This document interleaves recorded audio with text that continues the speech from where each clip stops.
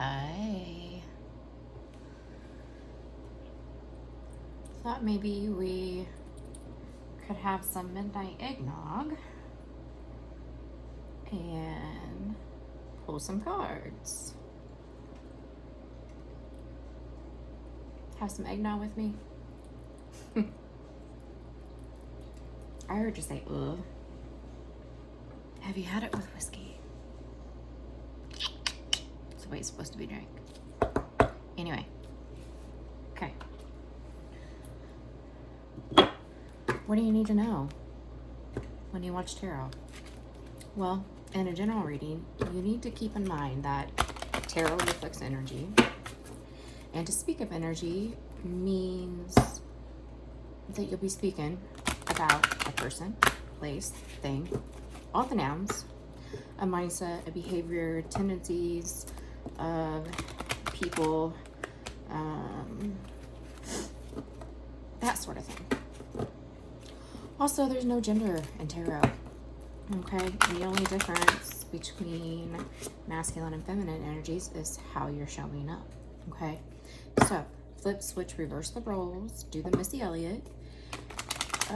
If that's how they resonate, that doesn't mean it's not your message if the roles are reversed, okay? Let's see. I never recommend seeking answers from a general reading, okay? That is more a personal reading, and to assume or seek answers, more than likely you're going to get it wrong every time. I recommend instead to seek guidance, let things come to you, okay?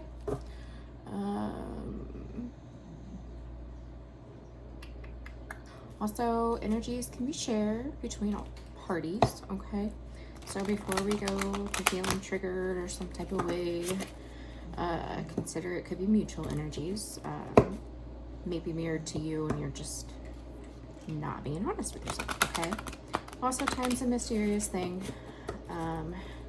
So this could be past energy, present energy. It can be a mixed timeline, meaning this situation happened in the past, this situation happened yesterday, but they're correlated, okay? I rarely do outcomes, but it can be a situation that's future predictive, okay? So, that being said,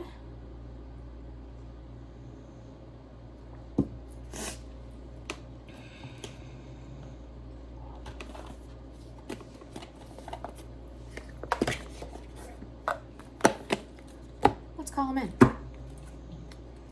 Holy angels, spirit guides, ancestors, and the Most High, please bring me energies of the collective surrounding what you would like to talk about.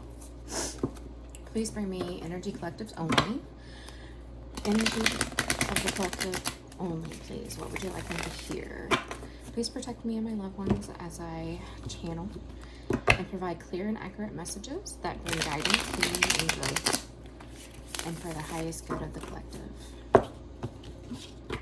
Thank you so much. And what is it that we need to know? Some sort of Queen of Swords energy is planning forward movement.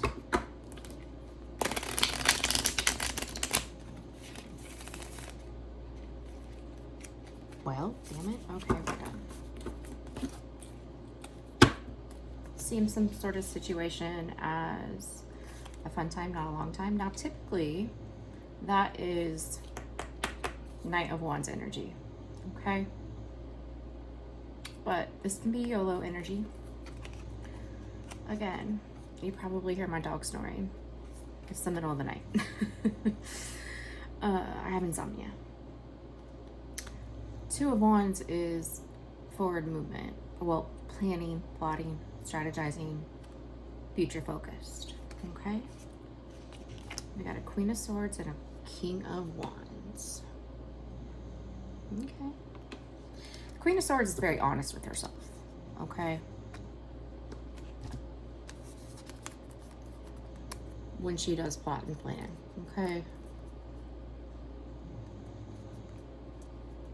damn it.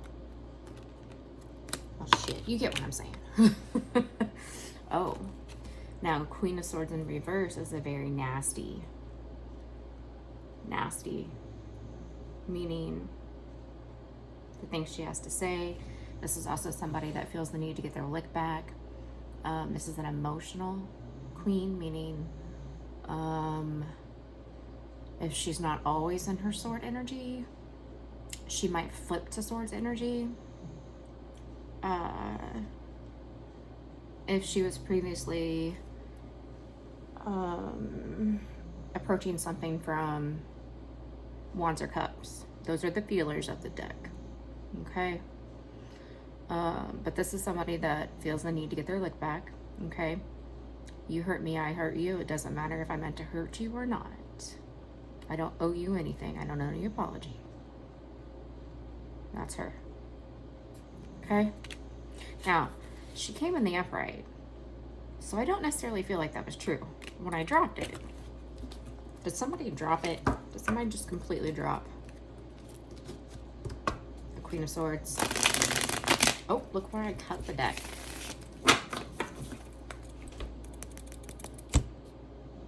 Justice. Justice is not our own. It's not up to us to balance scales. Why? Well, because when you attempt to balance scales, you're getting in Divine's business. What do I mean by that?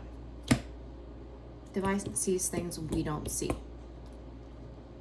Now, the Queen of Swords upright is somebody that moves out of fairness, okay? She's very matter of fact. She's fair. What she has to say is honest. So it might hurt your feelings, but it doesn't necessarily mean, she doesn't necessarily mean to. Uh-oh. Oh. So when we move and seek our own vengeance, our own judgment, our own justice, Star card at the bottom of the deck. When we do that, all we're doing is showing Divine how we want life to go. That's all you're doing, ma'am, sir. Seen it time after time, experienced it myself. All you're doing is showing the Divine what it is you want to manifest. Now,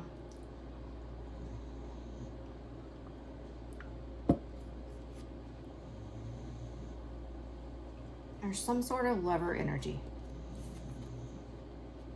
Okay, let's talk about the lovers. This couple, now I haven't pulled the devil energy yet, but the devil card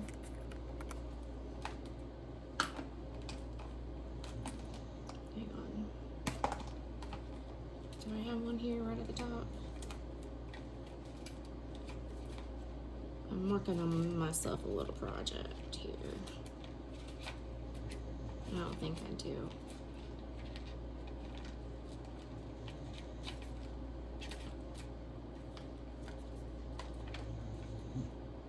Here we go. Okay. I'm gonna show you real quick. This is not the whole devil card, but this is this couple depicted. This is the devil card, okay?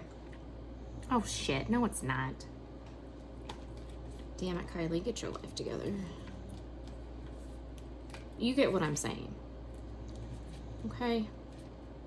This is the same couple depicted 3 different times. They first appear on the devil card, okay? And as Gina with Tarot Late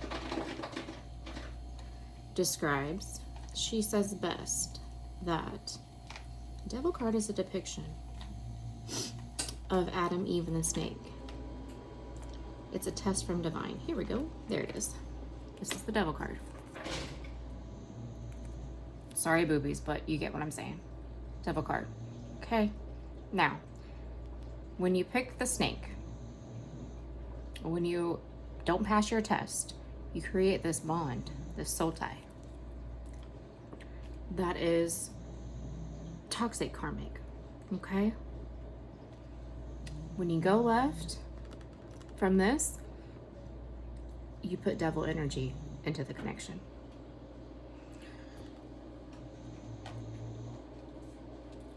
This, a lot of times is third parties. It is. Okay. This, going right, getting it right, cleaning up whatever it is you're mirroring to each other, whatever it is you need to be honest with yourself about, because the King of Cups is centering the reading, okay? After you've reflected, okay? First card out. Bottom of the deck energy, the Star, okay? After that's cleaned up, you come together in a really beautiful friendship. You do. These are the kind of people that go through many seasons of life with you. These are people that you keep your loyalties to. I have very selective loyalties. Most of the people that sit on my table are family, non-toxic family members, and my Two of Cups energies in my life. Okay? This is people that show up for you. This is people that that you call to bail you out. Okay? These are people that you can put on your emergency contact list. Okay? These are people you can count on.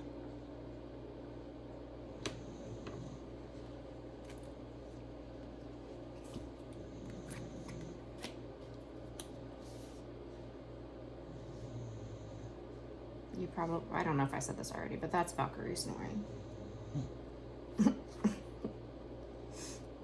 Now, bottom of the deck, we have the Star, we have the Hanged Man, and we have the Three of Swords. Uh-oh. And what did I just talk about? The Knight of Wands to the Queen of Cups. Somebody break the Queen of Cups heart? Look at all these majors. Okay.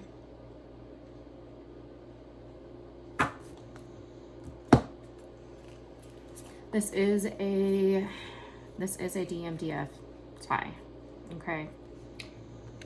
If you're ever questioning whether or not you're dealing with your masculine or your feminine, or you're dealing with your karmic masculine and feminine, it is neither of those if the devil energy turns abusive.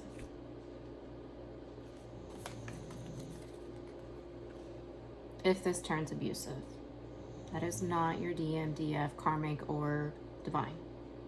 Okay? I want to make that very clear.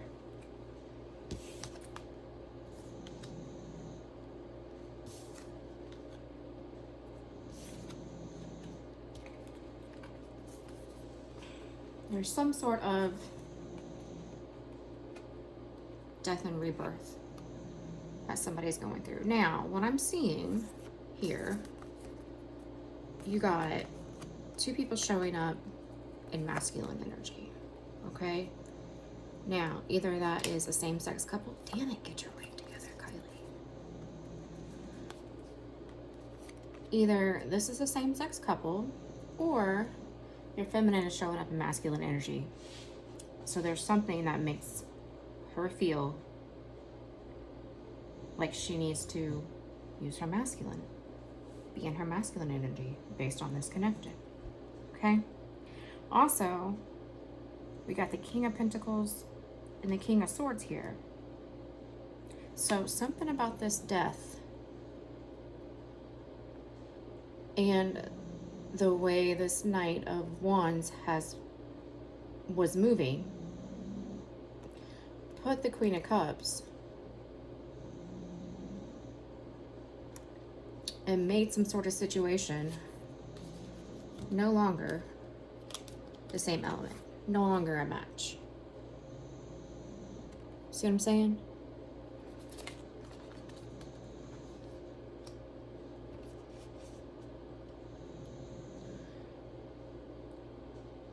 when you have the same suit, the same energies, you have a match. Okay?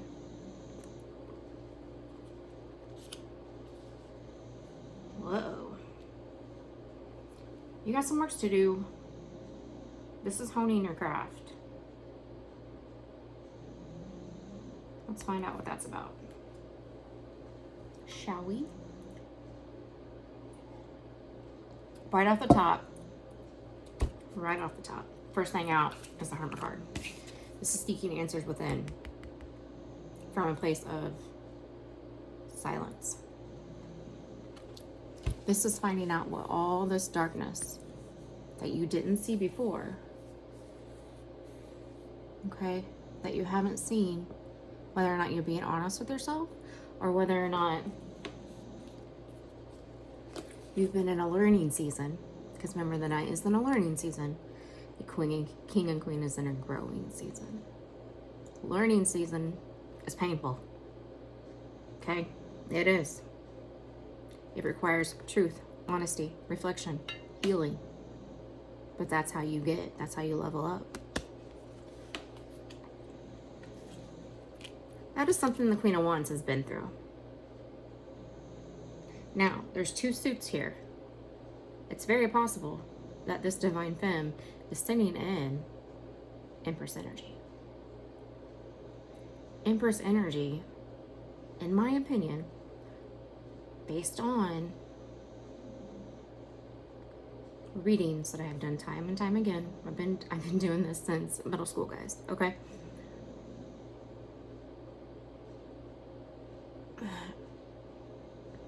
Empress energy, most often, two elements come naturally to her, and she's tasked with balancing the other two. Okay? Most often, she's already a little balanced. Most often, she starts with the Cups or the Pentacle. Okay? Most often.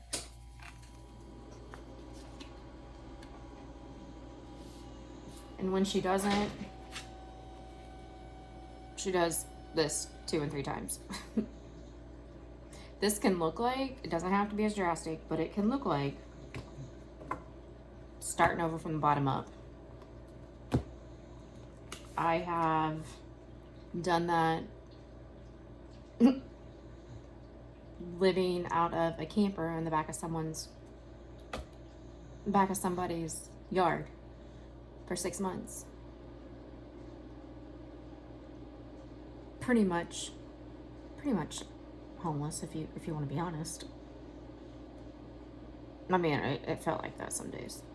I've also done this coming out of my marriage, coming out of divorce. Came home with my puppy and my entire life in a laundry basket. That's what brings these from. That's this. It's a process. This doesn't happen overnight. Okay?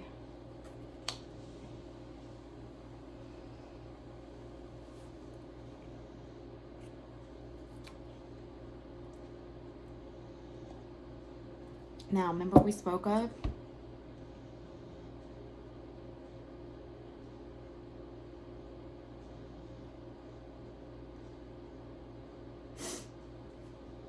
the Lover's energy being a test from the divine.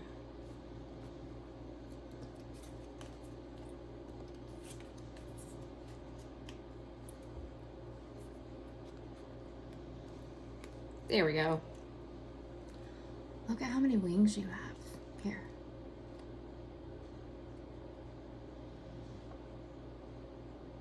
Ma'am, sir. You have no control over this at this time. So, if you have control issues, whether it's controlling your partner or keeping control of your life or lying to yourself, not being honest with yourself to control some sort of narrative, that's not going to work. That could be a part of what they're telling you needs to go. That is judgment. Okay? That is a part of what that means. Shit. That is a part of what that means. 4 of your cards here has spirit involved. These are also all 4 majors. That is indicative of a significant life experience.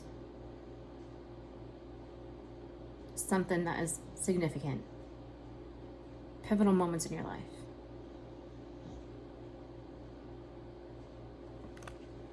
Not only do you have 4, 5, 6, 7.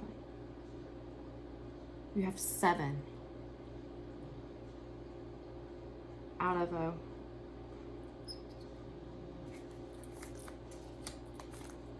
hang on, bear with me. Math is hard.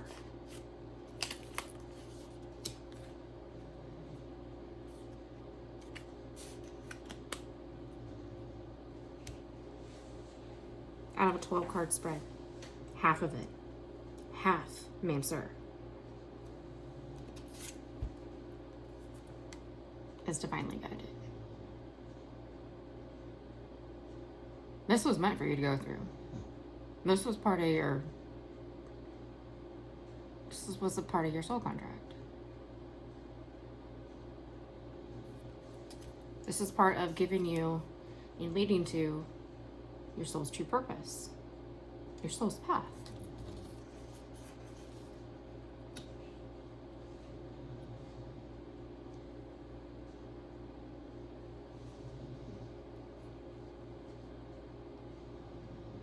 Now, we got a lot of people here, okay? That's also evidence.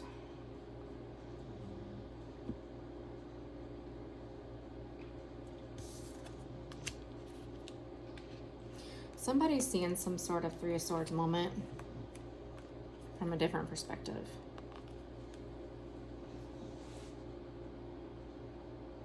Wanting to bring some sort of healing, enlightenment.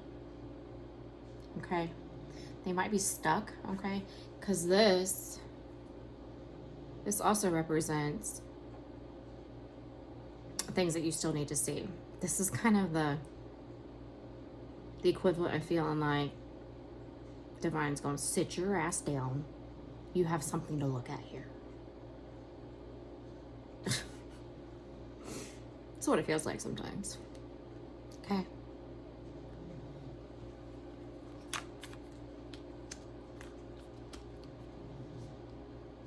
This could also be surrounded by something very public. Okay. The star energy is healing energy. It's also being in the public eye. Okay. Now the Queen of Swords showed up in the reverse. That's a bully. It is. That's more than an asshole. The King of Swords and the Queen of Swords get their reputation of being the divorced couple because it's very matter of fact, to the point, without emotions, with logic.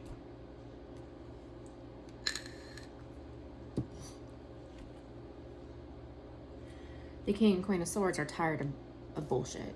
They ain't got time for it. They ain't up for the fuck shit.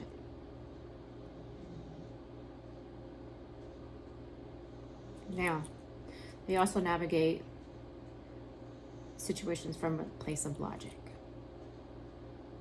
So something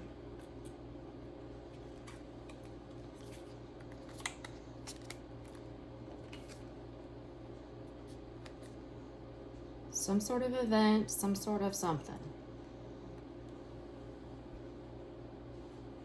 took this from a very loving space to a very logical, matter of fact, very, this is the most honest person in the deck. Sometimes you can be military, not always.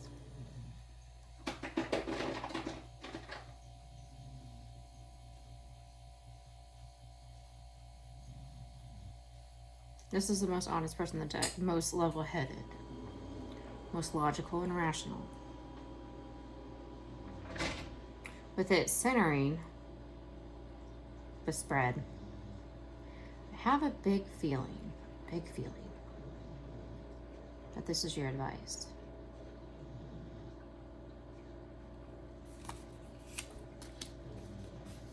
What else centers the bottom? The different perspective. First out is the Hermit. That is what is need to be focused on.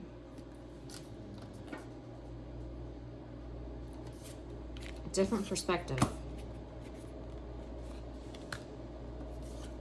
From a place of logic, being honest, rational, level-headed, clear-headed.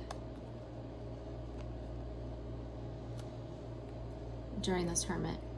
That's what the focus needs to be on. From this, we'll start to expose all this darkness. And it'll happen slowly. This is a process as well.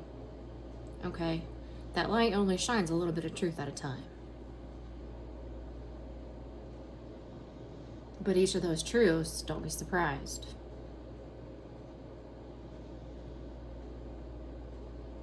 Don't be surprised if they're truths that are a little shocking. I kind of feel like they're setting you on your ass.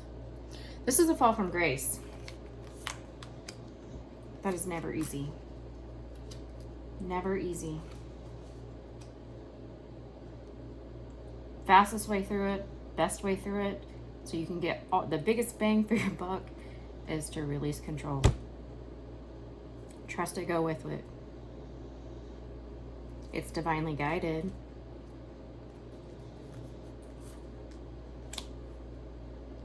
That's where they're leading and guiding you.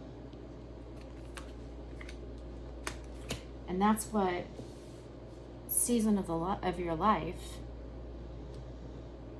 the Knight is in. Guess what happens after what happens during the fall from grace? First, it's your ego death. Figuring out you've been lying to yourself. Completely living in your ego, pride. First thing that goes is that ego. Then begins what we very dramatically like to call the dark night of the soul. Where you find different perspectives. And you go into some sort of healing. That is the transformation. Okay?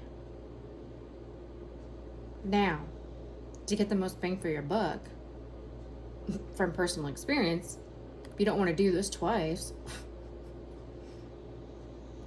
drop your control issues. Go where you're led and guided to, where you're feeling led and guided to. That starts from the heart space. Ma'am, sir. The key is you gotta balance that. You gotta balance that cup and that sword. When you come out of the other side,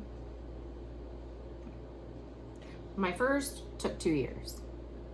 It was interrupted by a pandemic, followed up after 1 year. So 3 years. Okay.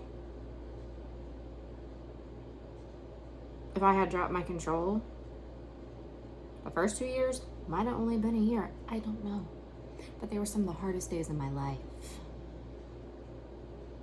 They were days that I was down and I didn't think I'd get back up. But I did. Okay? Then you know what happens?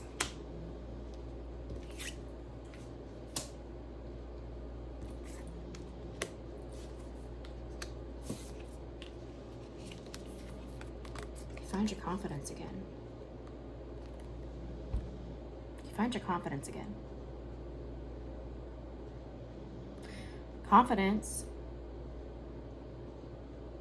without ego gives you the courage to go after things, to go after opportunities, without fear of failing, with the understanding I'm going to get it wrong a couple times before I learn to get it right. You understand? It also is a period of time where you reevaluate your moral compass. What are your convictions? What is right for you? It sucks when you find out and figure out that there were times your mom and dad didn't exactly do things from the greatest integrity. Doesn't make them bad people. Okay?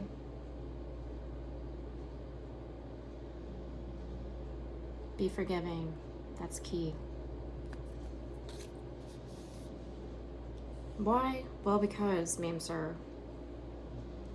when you walk in bitterness from things like this, from events like this, when you stay angry and brew and brew and brew, and bitterness and resentment, you kill that cup eventually, over time. If you're staying so bitter about what life has brought you, about how it's unfair, about why would this person do this to me? Why does he get the upper hand in life and I don't? Well, maybe, just maybe, if you're being honest with yourself, it's because he's done been through his night season and has come in to his growing season. That's earned. Some people call this growing up, okay? But that's earned. When it comes to the Wheel of Fortune, we'll talk about that being the karmic wheel. Karma is just luck. To non-spiritual people, karma is luck. To the spiritual community, you can kind of control that. Now, the way you kind of control that is you're careful about the way you act and move and navigate when you're on the top. Because you're wise enough to know there's going to be days where that wheel turns and you're at the bottom again. There's going to be another season that comes where you're at the bottom again. But when you navigate that with good sportsmanship, by not gloating about it,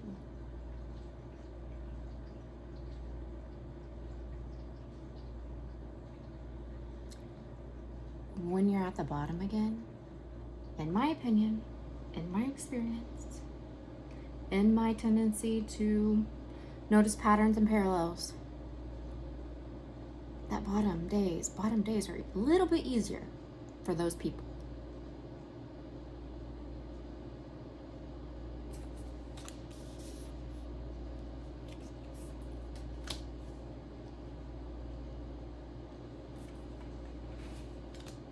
This is a lot. Well, I could pull on this for hours. Okay? But I think the biggest takeaway is go where you're being led and guided. You might be feeling like you need to reevaluate your trust and intuition. Okay? Because when you're in your ego death, most of the time, you haven't been following that. That's pride. If you're anything like me, you're stubborn. But now I'm not stubborn about prideful things. I'm stubborn about what I know my truth to be, what I find to be right to my moral compass. I know myself now well enough to know what's going to work for me and what's not. Those are the things I'm stubborn about.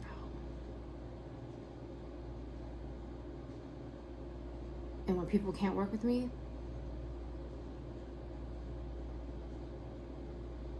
I can't let you sit at my table. Because you're going to cause cups to spill. You might get some china thrown at your head, and damn it, that china was great Grammys. You asshole. I'm joking. But you understand what I'm saying. When there's no sportsmanship, when there's no teamwork, it causes unnecessary bullshit.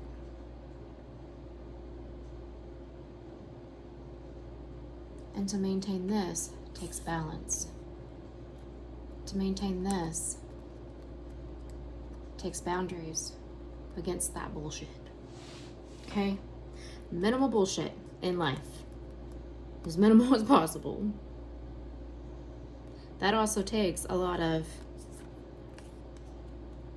I don't give a fuck if you agree with it or not. This is my path. You had your own. Stay in your own lane.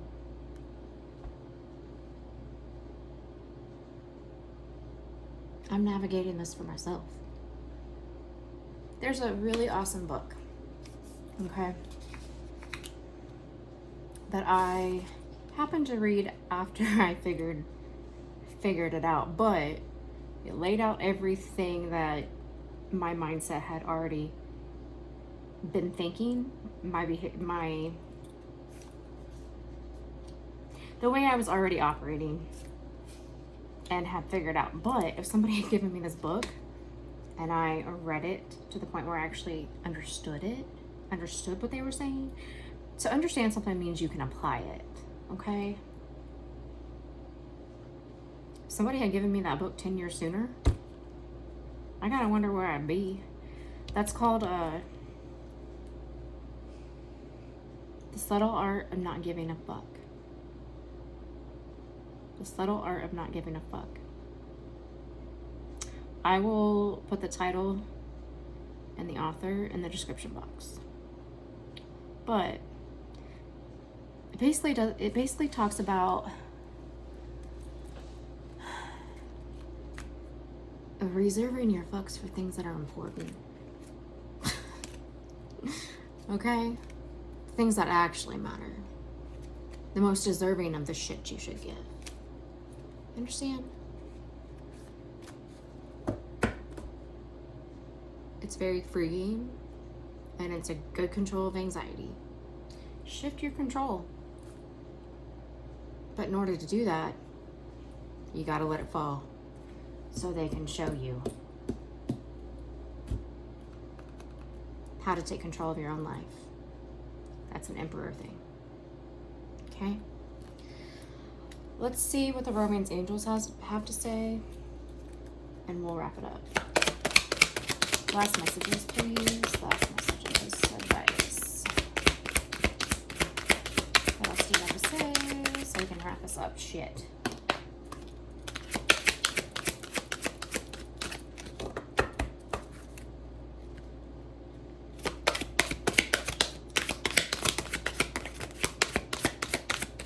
Nothing? You don't have anything? Okay. Finances and career. Financial issues are affecting your love life right now. Clean that up. Why? Well, because this strong of a bond doesn't deserve financial issues when financial issues are the leading cause of divorce in America. Being on the same page financially,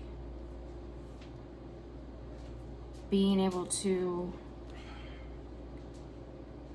hold yourself accountable to your spending habits, to your budgeting habits, to your saving habits, because you have to have all three You have to have all three to maintain this, ma'am, sir.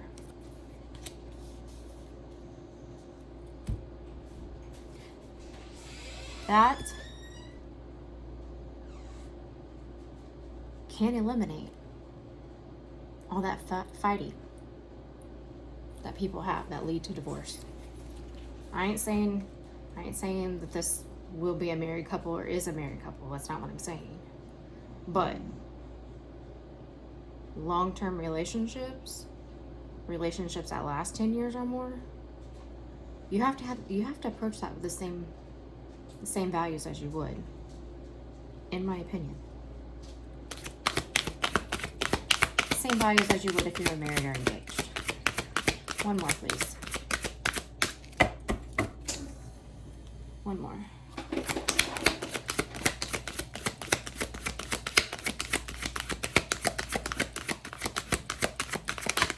Thank you. Codependency. Addiction is affecting your romantic life. Now, out first was extending your lighthearted energy to others. I flipped this over. This wasn't me.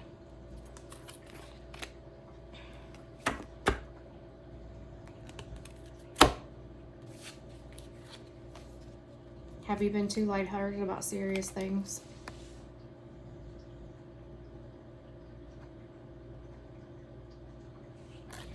Are you possibly codependent on making sure others' opinions of you are good ones? Are you codependent on your relationships, the people in your life?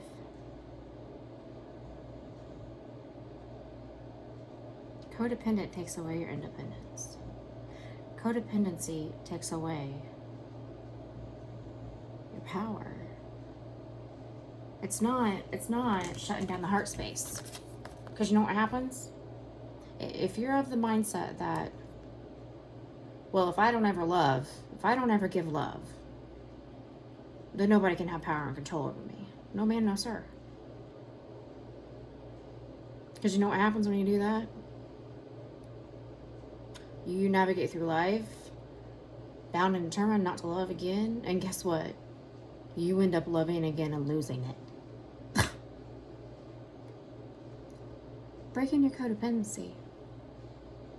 If you're not codependent, if you're not approaching things as I need you to need me, I need you, otherwise I can't. Yeah, you can. Those are addictions. Those are addictions. Okay? Understand? That is giving away a lot of your power. That is giving away your ability to control. It controls your decisions. It controls the way you move. It controls it blocks you from the ability to take action that you maybe otherwise wouldn't. It blocks your ability to possibly move in a way that's best for you. To miss opportunities that you would otherwise take. Being codependent on the way people think of you. Being codependent on people, places, and things that aren't good for you.